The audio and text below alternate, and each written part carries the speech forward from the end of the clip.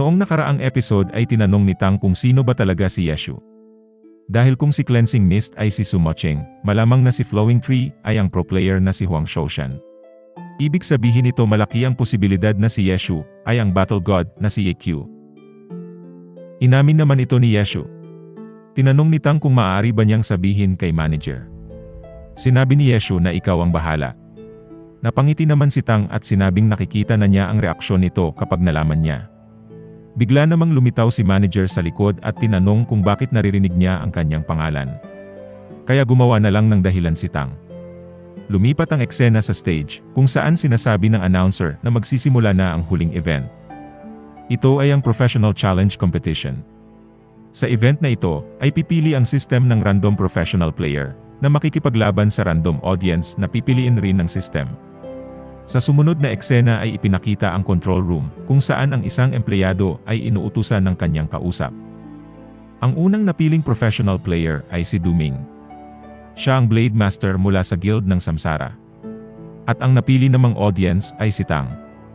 Nagulat naman at natuwa si manager dahil 2 beses nang napipili si Tang. Maririnig naman ang bulungan ng mga tao na sinasabing napakaswerte niya.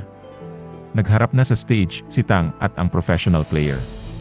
Sinabi ng announcer na base sa nakuha nilang impormasyon ay 1 buwan pa lang naglalaro ng Glory si Tang. Sinabi rin ng announcer na napakaswerte niya dahil 1 buwan pa lang siyang naglalaro, ngunit 2 beses na niyang makakalaro ang mga professional players. Sinabi ni Huang Shoshan na hindi lang siya maswerte, isa rin siyang player na may potensyal. Ipinakita naman si Wang Jexi at mistulang nakilala niya si Tang. Maaalalang inimbitahan niya itong sumali sa kanilang training camp noong nakalaban ng kanilang guild silang 2 ni Yeshu. Ngunit tinanggihan ni Tang ang kanyang offer at sinabing kontento na siya na naglalaro lang. Nagharap na ang pro player at si Tang. Nagsimula na ang countdown at sinabi ni Duming na mag-ingat siya. Sumugod agad si Duming at naiwasan naman ito ni Tang. Ngunit sobrang bilis nito at lumabas siya sa likod ni Tang. Sinabi niyang hindi ba't sinabi ko sayong mag-ingat ka? Agad niyang pinalipad si Tang at tinira ng combo sa ere. Ngunit nang itinira na niya ang kanyang finishing blow, ay nasangga ito ni Tang. Ikinagulat ito ng ibang professional players. Hindi rin makapaniwala si Duming kung ano ang nangyari. Bigla namang lumabas sa kanyang likod si Tang at sinabing dapat rin siyang mag-ingat sabay atake kay Duming. Kaya nagsigawan ang mga audience.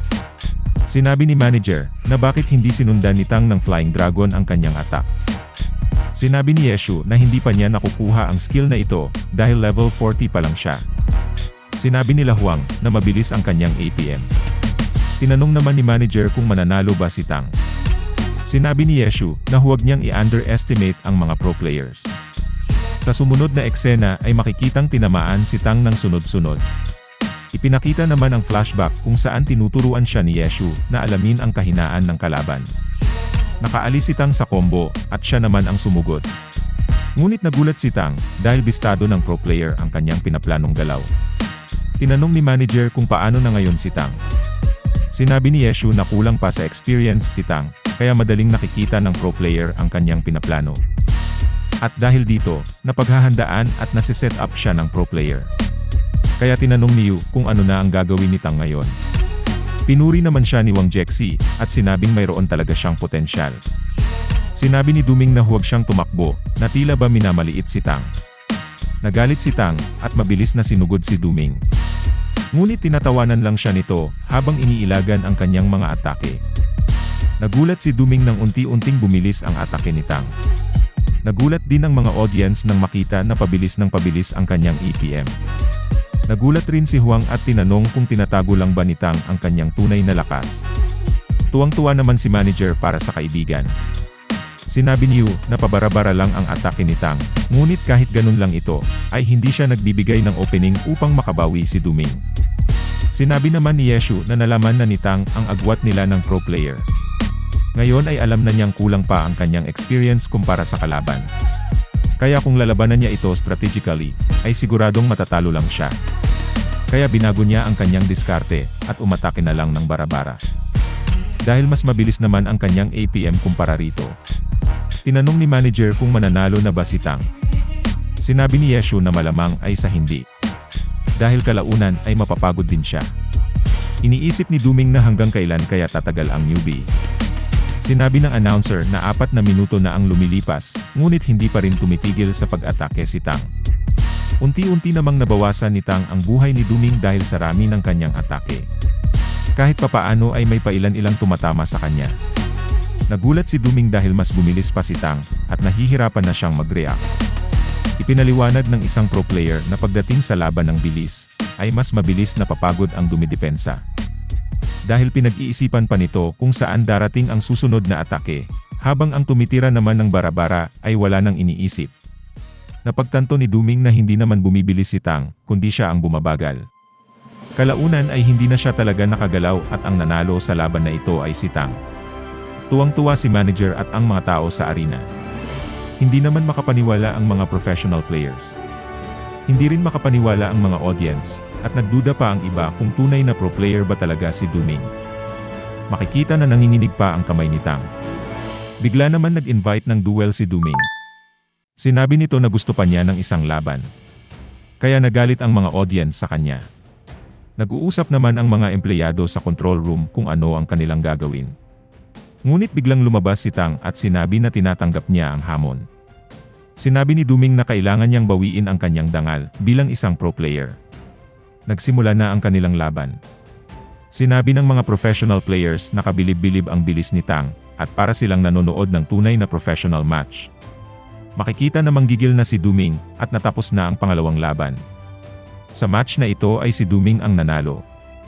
Nakahinga siya ng maluwag, ngunit nagulat siya nang makitang si Tang naman ang nag-invite ng duel. Sinabi ng announcer na wala na sa rules ang invitation ni Tang. Ngunit nagsigawan ang mga audience, at sinabing kanina pa ito nawala nang pinayagan pa nilang makipaglaban si Duming. Kaya wala nang nagawa ang announcer, at nagsimula na ang ikatlong match. Sa labang ito ay si Tang naman ang nanalo. Kaya nagalit na naman si Duming, at humingi ulit ng isa pang match. Nagpatuloy pa ang palitan nila ng talo at panalo. Umuulan na rin ang tawag sa control room, at hindi na malaman ng mga empleyado ang kanilang gagawin. Lumapit na ang announcer kay manager. Sinabi niyang baka maaari niyang makumbinse ang kaibigan na tumigil na sa pakikipaglaban dahil marami pang mga kasunod. Tinanong ni manager kung bakit nila pinapatigil kung nag-enjoy naman ang mga audience. Sinabi ni Yeshu na siya na ang makikipag-usap kay Tang. Makikita naman na sumasakit na ang kamay ni Tang. Sinabi ni Yeshu na tama na muna. Sumagot naman si Tang na kaya pa niyang manalo. Sinabi ni Yeshu na kung gusto lang niyang patunayan na kaya niyang manalo, ay napatunayan na niya ito kanina pa. At kung magpapatuloy pa siya ay mapapagod lang siya kalaunan, at magsusunod-sunod na ang kanyang talo laban sa pro player.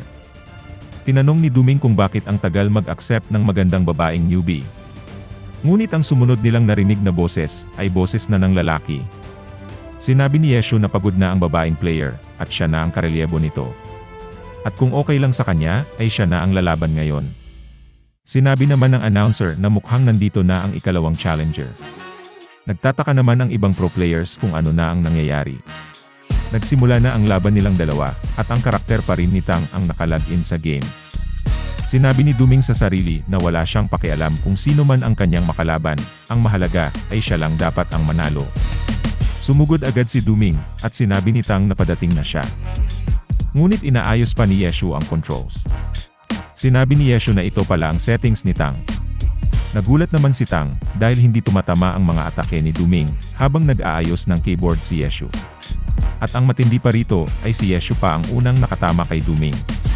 Sumugod na rin si Yeshu, at nagulat ang mga professional players nang makita na gumagamit siya ng vanishing step. Hindi naman makita ni Duming kung nasaan si Yeshu. Lumabas na lang ito sa kanyang gilid, kaya bigla siyang napatira. Sinabi ng pro player na isang professional ang gumagamit kay Tang ngayon.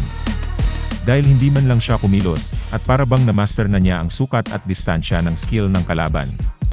Nagtataka naman ang mga audience kung bakit ganun na lang ka-accurate ang kalkulasyon ng misteryosong player.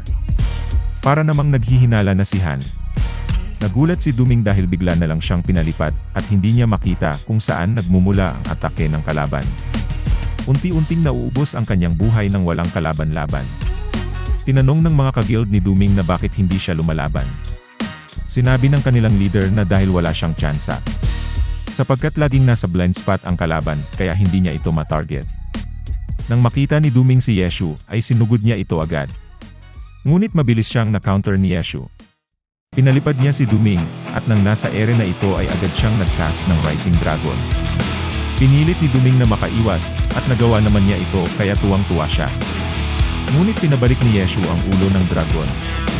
Nagulat ang lahat ng professional players nang makita ang ginawa ng misteryosong player. Biglang napatayo si Han, at tinanong kung sino ang nasa stage. Ngunit nang ipinakita na ang stage, ay wala ng player na nakaupo rito. Sinabi nilang iisang tao lang ang may kakayahang gawin ang pabalikin ang ulo ng skill. At ito ay walang iba kundi ang battle god na si EQ.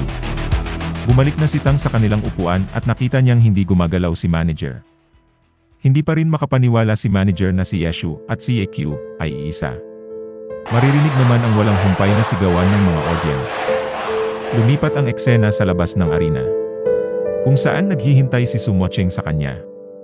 Naging malaking balita sa buong professional scene ang pagpaparamdam ni EQ. Sinabi ni Han sa interview na hihintayin niya ang muli nilang paghaharap. Hindi pa rin makapaniwala si manager, at iniisip niya kung babalik pa ba sa internet shop si Yeshu matapos nitong magpakilala. Sinabi niyang sana naman ay bumalik pa siya, dahil hindi pa niya nakukuha ang kanyang sweldo. Pagbalik nila sa hotel ay nagulat sila nang makita si Yeshu. Sinabi ni Yeshu na andito na pala kayo. Sinabi ni Tang na ang tindi, at parang wala lang nangyari. Sinabi naman ni manager na kailangan niyang magpaliwanag. Kinabukasan ay bumalik na sila sa internet shop. Makikita naman na umalis na sa excellent era si manager. Gusto niyang bumuo ng professional team, kasama si Yeshu. Sinabi niyang bilang kanilang manager, ay inaatasan niya si Yeshu, na maging kapitan ng gagawin nilang professional team. Natawa naman si Yeshu, at sinabing magastos ito, at mauubos ang kanyang pera. Ngunit ngumiti lang si manager. Sinabi ni manager na isa itong memorable moment kaya kailangan nilang magpicture.